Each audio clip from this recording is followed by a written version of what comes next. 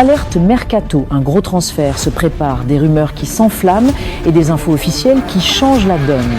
Reste bien jusqu'au bout, tu vas être surpris. Abonne-toi si ce n'est pas encore fait. On commence au Real Madrid. Déclaration solennelle du Real Madrid aujourd'hui pour le gardien du Bayern Sven Ulreich qui a perdu son fils de 6 ans. Le Real Madrid CF, son président et son conseil d'administration présentent leurs condoléances et leur sympathie à Sven Ulreich, joueur du FC Bayern, pour le décès de son fils, ainsi qu'à sa famille et à ses proches. Qu'il repose en paix, ont-ils déclaré. Maintenant du côté PSG. Le Paris Saint-Germain est prêt à signer 2 transferts dans les prochains jours pour un montant total de 100 millions d'euros. Il s'agit bien de Lucas Chevalier pour 40 millions d'euros et Ilya Zabarny pour 65-70 millions d'euros. Et de l'autre côté, l'Olympique Lyonnais est sur le point d'obtenir un renfort majeur au milieu de terrain. Les discussions sur un contrat de 15 millions de livres sterling pour le jeune joueur très apprécié de Liverpool, Tyler Morton, étant désormais en phase finale. Toujours en France, des tensions émergent entre Evan Guissant et Loxen. Nice. Le joueur refuse de rejoindre Neom qui proposait 30 millions d'euros au club pour le transfert. Sa direction voulait conclure le deal et avançait déjà sur son remplaçant. Cependant, il n'est pas emballé à l'idée de rejoindre l'Arabie Saoudite et préférer l'APL ou la Bundesliga. Selon Nice, maintenant du côté Barcelone, Manchester United est prêt à dépenser 70 millions d'euros pour recruter Fermín López en provenance du FC Barcelone. Le profil de l'Espagnol plaît énormément au club anglais alors que le joueur a déjà refusé des offres venant d'Arabie Saoudite, de Chelsea et d'Arsenal. Manchester United tente de le convaincre en lui proposant quasiment le double de son salaire actuel. Selon lui, Miguel Sanz de la radio Sport, Barcelone était prêt à améliorer le contrat de Casado il y a quelques mois, mais la situation a changé et l'entourage du joueur a été informé que le club faciliterait son départ si une offre satisfaisante lui parvenait. Continuer à manquer de temps de jeu serait néfaste pour tout le monde, car cela affecterait son développement et réduirait sa valeur marchande. Et d'autre côté, Christensen a décidé de rester, et Hansi Flick souhaite qu'il reste également. Flick considère Christensen comme aussi important que Cubarsí, Inigo et Araujo, et il jouera un rôle clé la saison prochaine. Un plan spécial a été mis en place pour l'aider à éviter les blessures. Et au Real Madrid. Si Rodrigo ne part pas, le Real Madrid ne fera pas de grosses signatures cet été, car le club estime que sa présence continue ferme la porte à de gros contrats. Rodrigo Góes est la 2e option de Liverpool pour renforcer son attaque s'ils ne parviennent pas à recruter Alexander Isak. Il n'y a toujours pas de l'offre officielle, alors cela confirme que Rodrigo Góes devrait continuer avec le Real Madrid. Selon Marca. Et d'autre côté, selon le journal espagnol AS, Mourinho a demandé à la direction de l'équipe turque de recruter Rodrigo. Le technicien portugais espère profiter de la situation actuelle du joueur au Real Madrid et de son manque de minutes en tant que titulaire.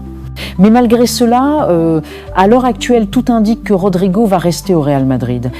Toutefois, un départ en fin de mercato n'est pas totalement écarté si une offre convaincante se présente. Que pensez-vous de cela? Dites-nous dans le commentaire. Et de l'autre côté, Al Nasser s'attaque à Bruno Fernandes. Un nouveau club saoudien va tenter sa chance. Le milieu des Red Devils avait refusé une offre astronomique de Al Hilal il y a quelques mois. Cette fois-ci, Cristiano Ronaldo et Jorge Jesus pourraient être de grosses arguments pour le convaincre de rejoindre l'Arabie Saoudite. Des discussions ont déjà eu lieu entre les différentes parties. Et d'autre côté, Benjamin Šeško jouera navet aujourd'hui pour le RB Leipzig. Décision rapide.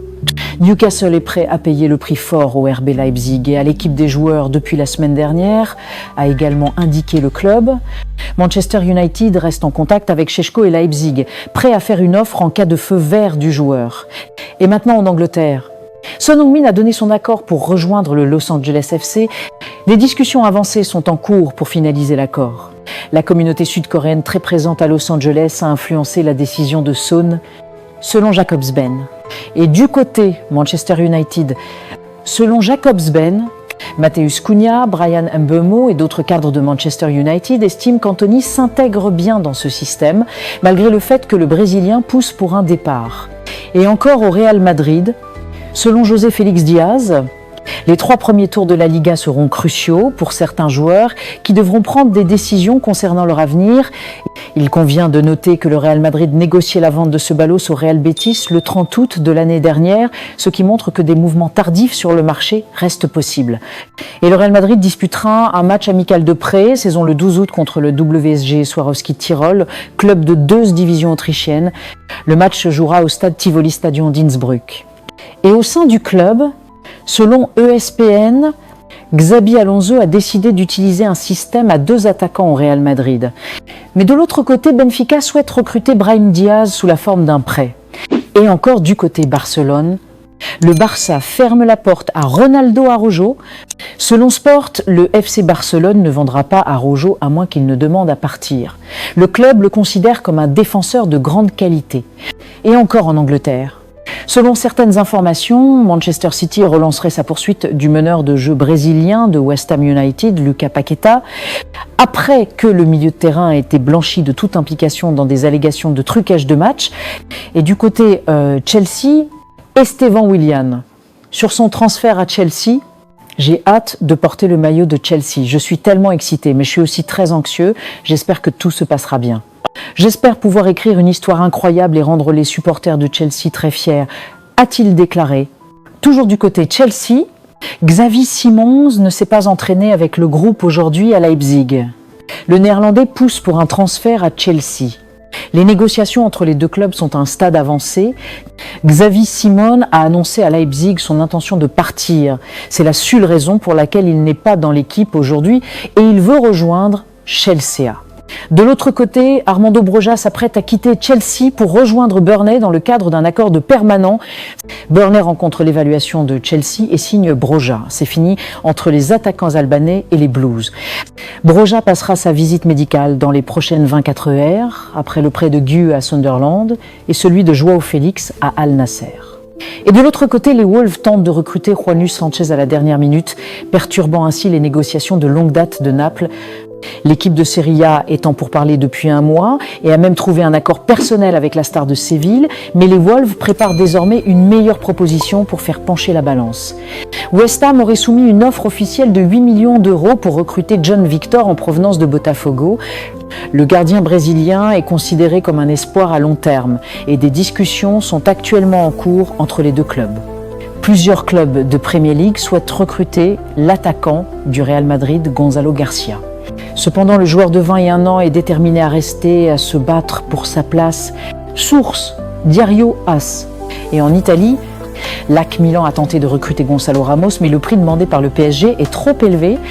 Le club français est déterminé à conserver l'attaquant cet été du côté Inter de Milan.